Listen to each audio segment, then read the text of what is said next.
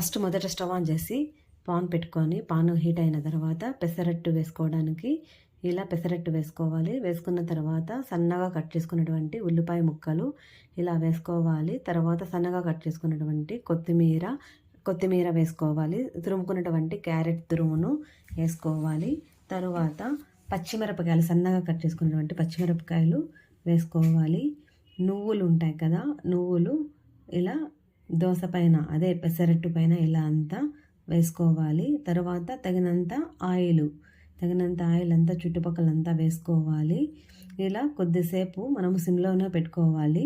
దీన్ని ఫ్లిప్ చేయకూడదు, ఇలా మడత పెట్టుకోవాలి. ఇలా మడత పెట్టుకుంటే మనకు పెసరట్టు అంటే మసాలా పెసరట్టు, ఆనియన్స్, కొత్తిమీర, క్యారెట్, నువ్వులన్నీ కలిపినటువంటి ఎమ్మి పెసరట్టు రెడీ. ఈ పెసరట్టులోకి మనము ఆనియన్ టమోటా కలిపి రెడ్ చట్నీ అంటే ఎర్రకారము చాలా టేస్టీగా ఉంటుంది. హెల్త్కి కూడా చాలా మంచిది పెసరట్టు. తప్పకుండా ట్రై చేయండి ఫ్రెండ్స్. వీడియో మీకు